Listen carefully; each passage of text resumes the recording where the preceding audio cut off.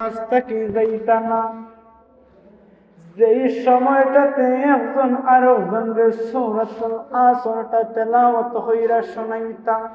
রাসূলুল্লাহ সাল্লাল্লাহু আলাইহি ওয়াসাল্লামের আরেকজন সাহাবী ততদিন পর্যন্ত ইসলাম গ্রহণ করেছেন না, হযরতে আমর ইবনে আস রাদিয়াল্লাহু তাআলা আনহু ততদিন পর্যন্ত ইসলাম গ্রহণ করেছেন না। ওই সময়টা ছিল পণ্ড নবী মুসাইলামাতুল কাজ্জাবের সময়টা। নবীর সাহাবী যখন মুসাইলামাতুল কাজ্জাবের দরবারের মধ্যে গিয়া উপস্থিত হইলাম,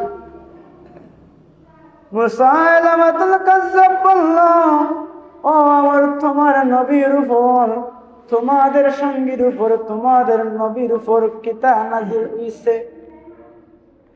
এই সময়টাতে কোন কুরআন শরীফের কোন অংশ বিশেষ নাযিল হইছে না। হযরতে আমর ইবনে আস বললেন, অবশ্যই অবশ্যই আমাদের হাবিব সাল্লাল্লাহু আলাইহি ওয়াসাল্লামের উপর আল্লাহ পাক রব্বুল আলামিন ছোট্ট একটা কুরআনুল কারীমের সূরা নাযিল করেছেন। সূরাটার নাম হইল সূরাতুল আসর। আল্লাহ পাক রব্বুল আলামিন এই সূরার মধ্যে বলেন, ওয়াল আসর, সময়ের কসম। হযরতে আমর রাদিয়াল্লাহু তাআলা আনহু সূরাতুল আসর তেলাওয়াত করে মুসাইলামাতুল কাজ্জাবের সামনে শোনাইলেন। মুসাইলামাতুল কাজ্জাব নিশ্চুপ হয়ে কিছুক্ষণ বসে রইল। এরপরে বলল, আমর, শুধু তোমার নবীর উপরে নাই, আমার উপরেও একটা সূরা নাযিল হইছে। মুসাইলামাতুল কাজ্জাব বলল, আমার উপরেও একটা সূরা নাযিল হইছে। বলে তার মন গড়া, তার মনে যা চায় তা বলতে লাগলো। এইভাবে সূরাতুল আসরের সমপরিমাণ শব্দর সমপরিমাণ কয়েকটা শব্দ সে উচ্চারণ করবে।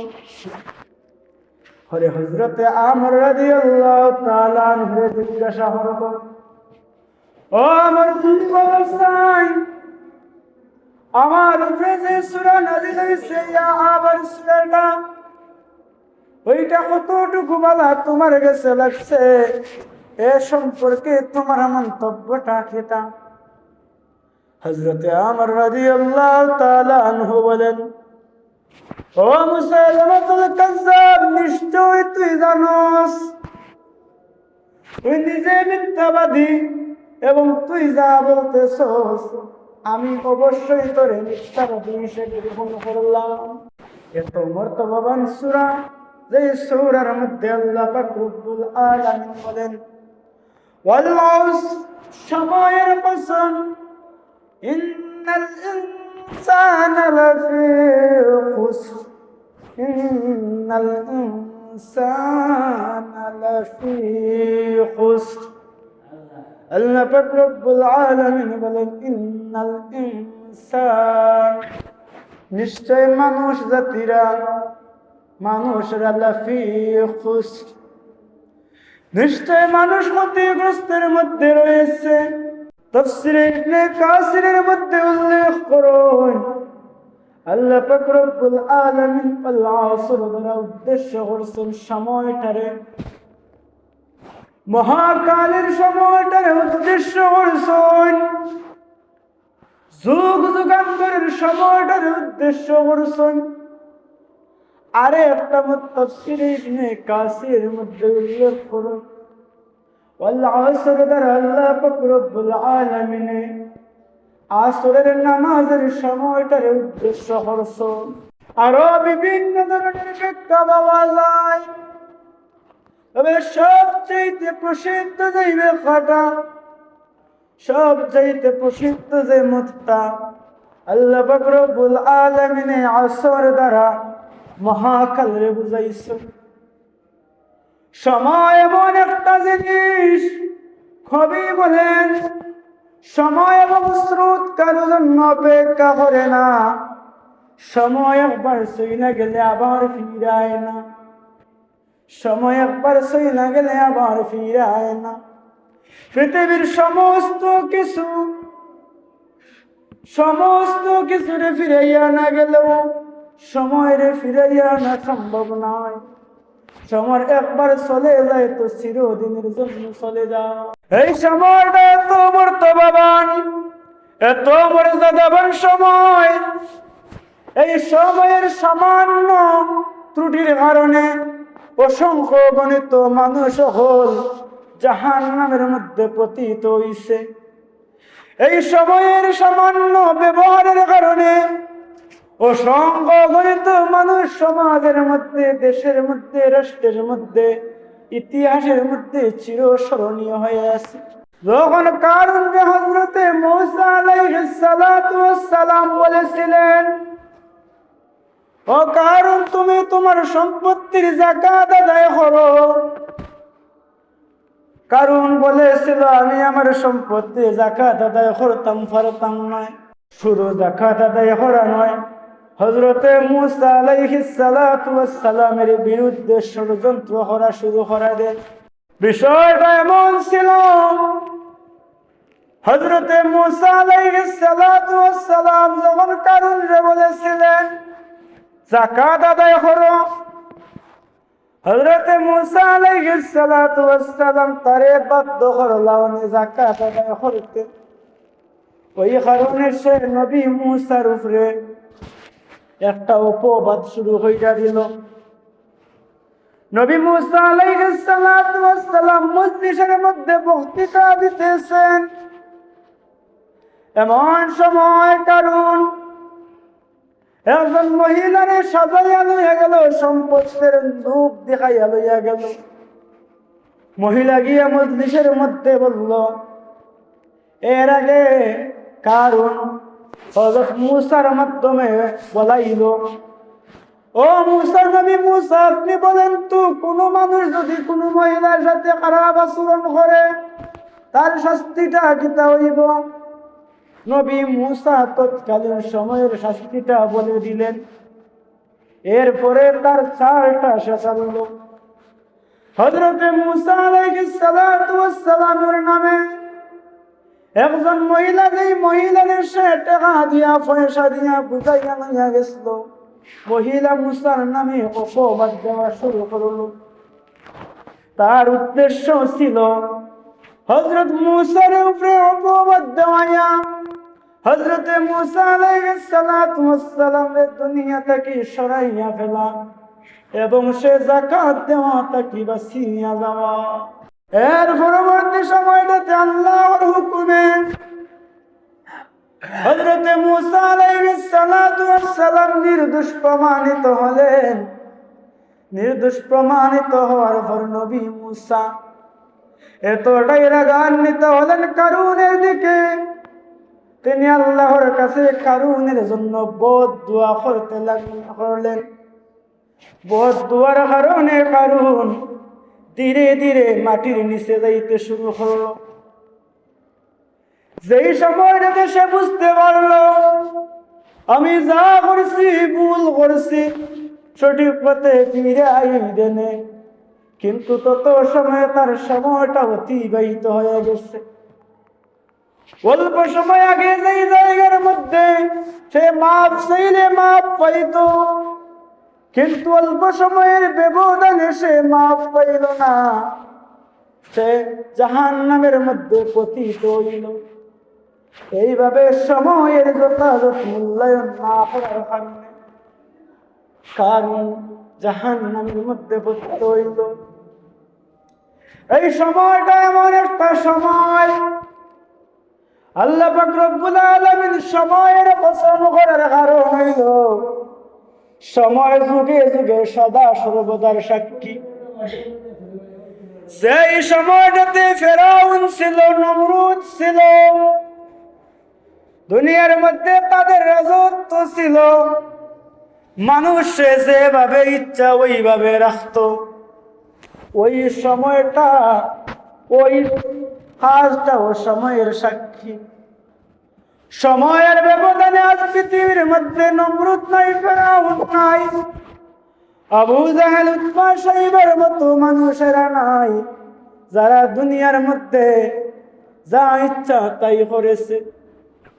এই কারণে আল্লাহ পাক রব্বুল আলামিন বলেন ওয়াল আসর, সময়ের কসম করে বলেন ইন্নাল ইনসানা লাফি খুসর, নিশ্চয় মানুষ ক্ষতির মধ্যে রয়েছে।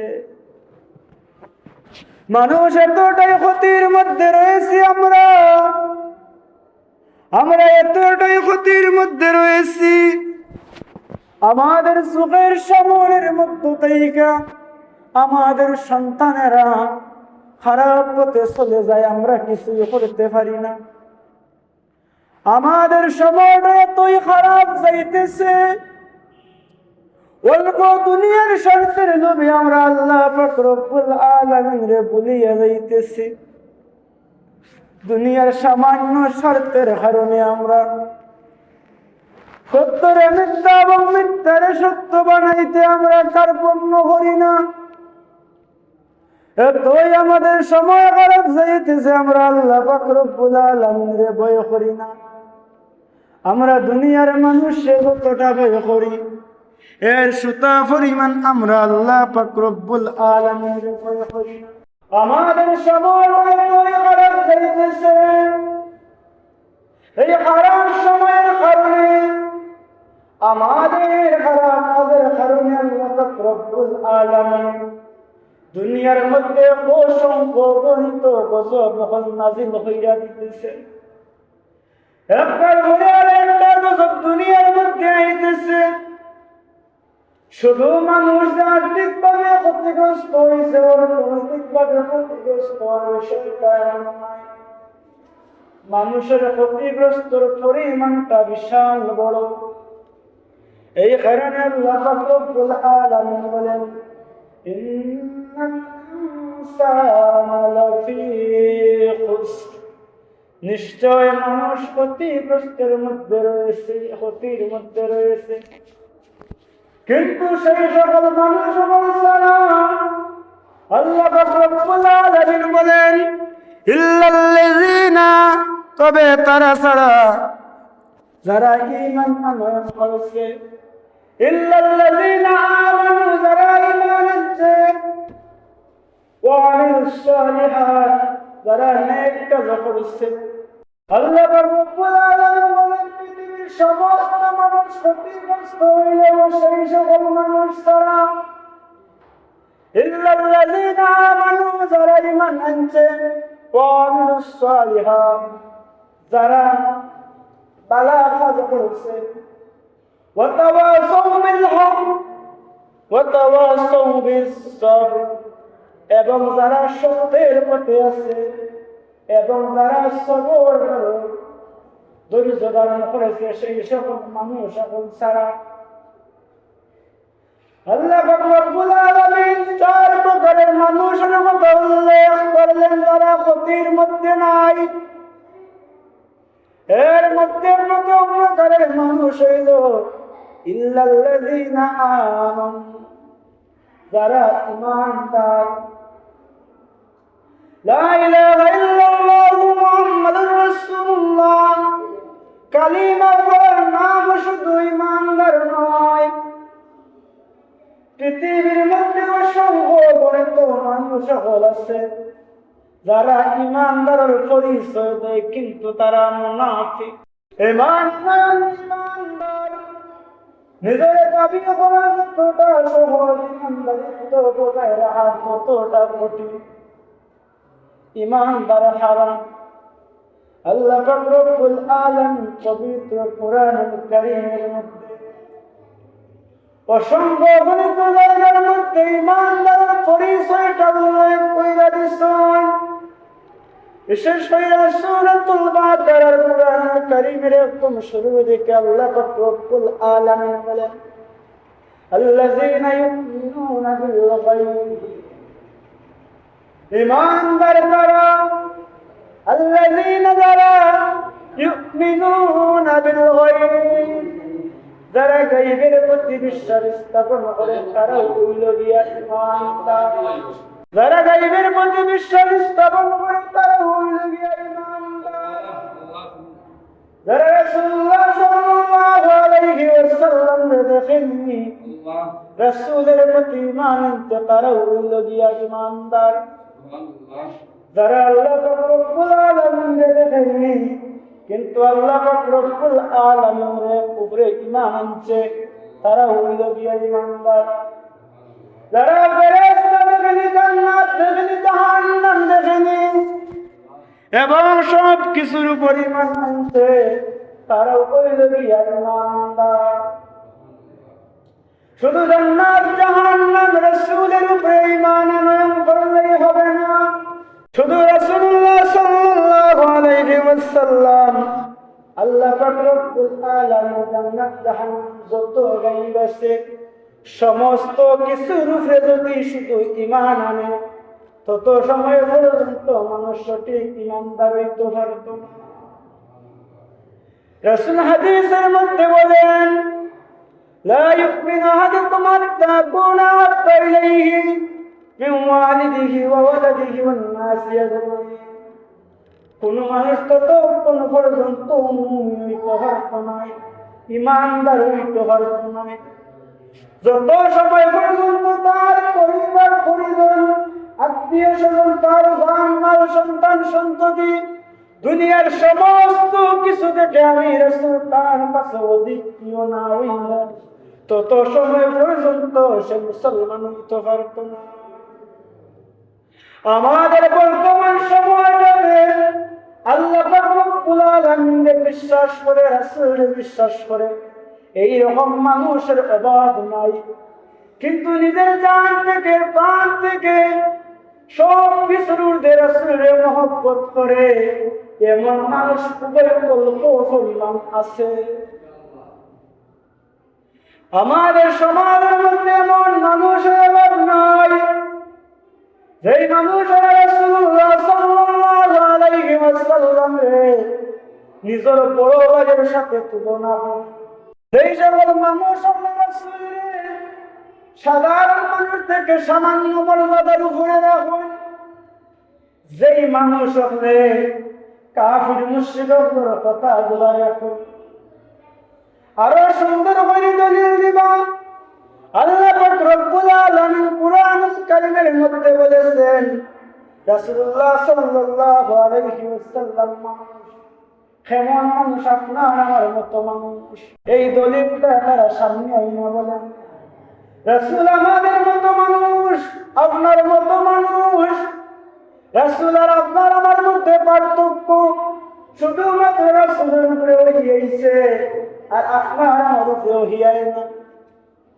কিন্তু আমরা জানি রাসূল এবং আমাদের মাঝে শুধু পার্থক্য এতটুকুই নয়, রাসূল আর আমাদের মাঝে পার্থক্য আকাশ পাতাল পরিমাণ।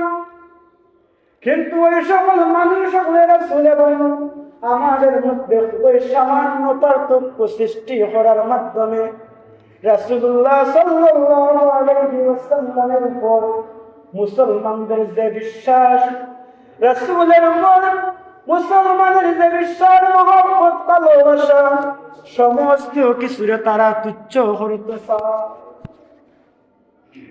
অথচ আল্লাহ পাক রব্বুল আলামিন রাসূল আমাদের মতো মানুষ এইটা বলেছিলেন কাফির মুশরিকদের কথার জবাব দিতে গিয়া। যখন রাসূলুল্লাহ সাল্লাল্লাহু আলাইহি ওয়াসাল্লাম আবু জাহেল উতবা শাইবার মতো বড় বড় কাফিরেরা রাসূলের গণক বলতো, রাসূলের জাদু করে বলে বলতো, বিভিন্নভাবে রাসূলের উপর অপবাদ দিত।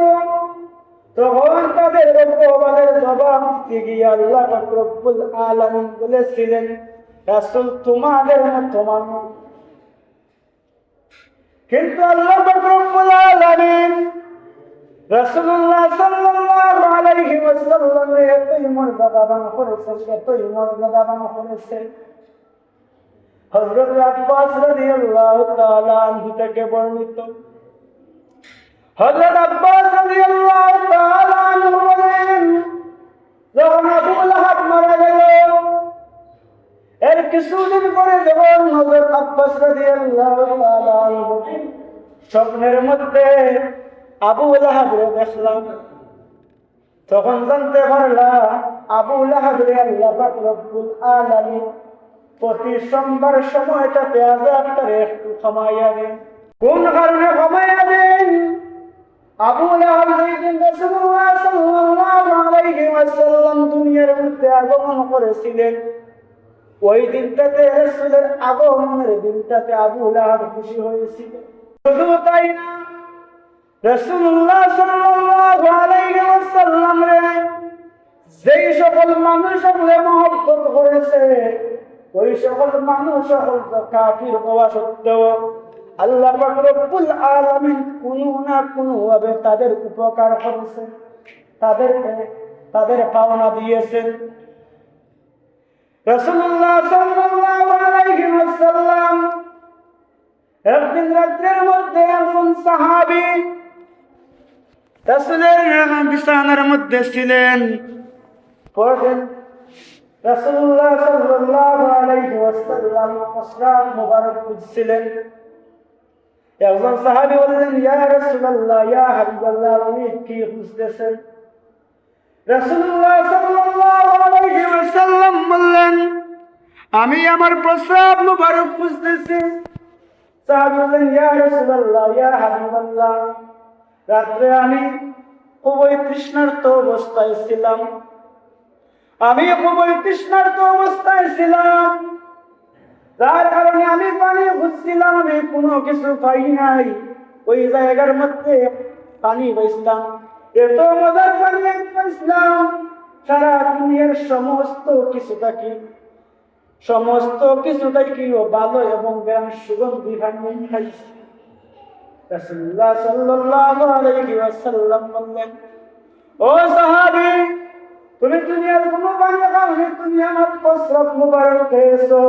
তবে তুমি মনে রাখো, তোমার আল্লাহ পাক রব্বুল আলামিন তোমার শরীরে জাহান্নামের আগুনটাকে হারাম কইরা দিলেন। এইভাবে আল্লাহ পাক রব্বুল আলামিন রাসূলুল্লাহ সাল্লাল্লাহু আলাইহি ওয়াসাল্লামের সমস্ত কিছুরে আমাদের প্রস্রাব থেকে, আমাদের সমস্ত কিছু থেকে আল্লাহ রাখছে। অবশ্যই সেই রাসূলের মর্যাদা আছে। এই কারণে রাসূল হাদিসের মধ্যে বলেছেন, রাসূলুল্লাহ সাল্লাল্লাহু আলাইহি ওয়াসাল্লাম যত মহব্বত ছাড়া, ভালোবাসা ছাড়া মানুষ ততক্ষণ পর্যন্ত খাঁটি ইমানদার হইতে পারত না। এরপরে আল্লাহ রাব্বুল আলামিন মুমিনদের আরেকটা বৈশিষ্ট্য উল্লেখ করেন, والذين يؤمنون بما أنزل إليك وما أنزل من قبلك। মুমিন তারা হইব যারা রাসূলুল্লাহ সাল্লাল্লাহু আলাইহি ওয়াসাল্লামের উপর যে কিতাব নাযিল হইছে, কুরআনুল কারীম রে বিশ্বাস করব। অন্যান্য নবী এবং রাসূলুল্লাহর উপর যে কিতাবগুলো নাযিল হইছে, ওই কিতাবগুলোর প্রতি বিশ্বাস স্থাপন করবে, তারাই মুসলমান হবে, তারাই ঈমানদার হবে। বর্তমান সময়টা মানুষ খুবই ক্ষতিগ্রস্তের মধ্যে আমরা আছি। এইভাবে আল্লাহ রাব্বুল আলামিন বলেছিলেন, ইন্নাল ইনসানা লাফি খুসর। মানুষ ক্ষতিগ্রস্তের মধ্যে আমরা আছি এমন ভাবে আমরা অন্যান্য নবী এবং রাসূলুল্লাহর কিতাবের প্রতি ঈমান আনয়ন করব। ওই বিষয়টার খুশি হয়ে বুড়ো ধর্ম ব্যবসায়ী বলবার হইছে, যারা বলতে চায় যেইভাবে মানুষ ইসলাম ধর্ম গ্রহণ করলে মানুষ জান্নাতি হইব, ইসলাম পালন করলে অনুরূপ ভাবে মানুষ হিন্দু, বৌদ্ধ, খ্রিস্টান সহ যত ধর্ম আছে, বিশেষ করে ইহুদি এবং খ্রিস্টান ধর্মের ব্যাপারে বলে ওই ধর্মগুলা পালন করলেও মানুষ জান্নাতি হইব। তারা কুরআন থেকে দলিল দেয়। আল্লাহ পাক রব্বুল আলামিন বলেছেন, তোমরা অন্যান্য নবী এবং রাসূলুল্লাহর কিতাবের প্রতি ঈমান আনয়ন করো, বিশ্বাস স্থাপন করো, অতএব যেহেতু আল্লাহ বিশ্বাস স্থাপন করার কথা বলেছেন, অতএব ওই ধর্মগুলা পালন করলেও জান্নাতি হওয়া যাইবে। এইভাবে সূক্ষ্ম সূক্ষ্ম বিষয়গুলোর মাধ্যমে আমাদেরকে ইসলাম থেকে খারিজ করা হইতেছে। রাসূলুল্লাহ সাল্লাল্লাহু আলাইহি ওয়াসাল্লামের মহব্বত থেকে আমাদেরকে খারিজ করা হইতেছে। রাসূলুল্লাহ সাল্লাল্লাহু আলাইহি ওয়াসাল্লামের জবানা সাহাবীদের জবানের মধ্যে ছিল মুসাইলামাতুল কাযযাব, আর আমাদের জমানার মধ্যে আছে গোলাম আহমদ কাদিয়ানী কাযযাবের অনুসারীরা, যারা প্রতিনিয়ত আমাদেরকে ঈমান থেকে সরাইয়া নেওয়ার পায়তারা করতেছে। শুধু তাই না, আমাদের দেশের মধ্যে এমন সকল মানুষ করে তারা তাদের পক্ষে নিয়ে গেছে, যারা নামদারি মুসলমান, নামদারি বড় বড় দল বলাসুন, যারা সারাদিন ইসলামের কথা হইয়া মুখে না আবার হরবা, কিন্তু যখন কাদিয়ানীদের বিরুদ্ধে কথা বলার ব্যাপারে আইব তখন তার নিশ্চুপ হইয়া বসে থাকবে। যখন ইহুদি এবং খ্রিস্টানদের বিরুদ্ধে কথা বলার ব্যাপারটা আইব তখন তারা নিশ্চুপ হইয়া যাইব, কারণ তারা যদি কাদিয়ানীদের বিরুদ্ধে কথা বলে, কাফির এবং মুশরিকদের বিরুদ্ধে কথা বলে, তাদের ক্ষমতা থাকতো না। এই কারণে আল্লাহ রব্বুল আলামিন বলেছেন, ইন্নাল ইনসানা লাফী খুসর, নিশ্চয় মানুষ ক্ষতিগ্রস্তের মধ্যে রয়েছে। এই সকল নামদারি মুসলমান বলে শুধু তারা নিজেরা ক্ষতিগ্রস্তের মধ্যে আছে এমন নয়, আমাদেরকে ধর্মের নাম দিয়া, ইসলামের নাম দিয়া আমাদেরকে ক্ষতির মধ্যে ফেলানোর চেষ্টা করতেছে। এজন্য আমাদের উচিত, কোন মানুষ যখন সুন্দর সুন্দর বলে কথা বলে, তার সুন্দর কথার বিরুদ্ধে, তার সুন্দর কথার আড়ালের মধ্যে লুকাইয়া থাকা সরকারের আমাদের খুঁজে বের করা। কারণ এই দুনিয়ার মধ্যে গাছের পাতাটাও শর্ত ছাড়া পড়ে, গাছের একটা পাতা পড়ে, পুরো পাতাটা পড়ে নতুন সবুজ পাতাটা জন্ম নেয়। কিন্তু আমাদের মধ্যে দেখা যায় এমন অসংখ্য মানুষ হল, বিশেষ করে আমরা এতটাই ক্ষতিগ্রস্তের মধ্যে রয়েছি। সামান্য টাকা পয়সার লোভে আমরা আমাদের ঈমানটারে, সামান্য টাকা পয়সার লোভে আমরা আমাদের ঈমানটারে আমরা ক্ষতিগ্রস্ত হয়ে যাই। ইহুদি খ্রিস্টান হলে চতুর্দিকে এমন ভাবে জাল বিছাইয়া রাখছে, আগে ইহুদি এবং খ্রিস্টান হলে সরাসরি কাজ করত, ইসলামের বিরুদ্ধে সরাসরি কাজ করত। এর পরবর্তী সময়টারে তারা মুনাফিকদের মাধ্যমে কাজটা শুরু হইয়া দিল। সময় যত যাইতেছে মুনাফিকদের সংখ্যা তত বেশি বাড়তেছে। এজন্য আমাদের সতর্ক থাকা উচিত।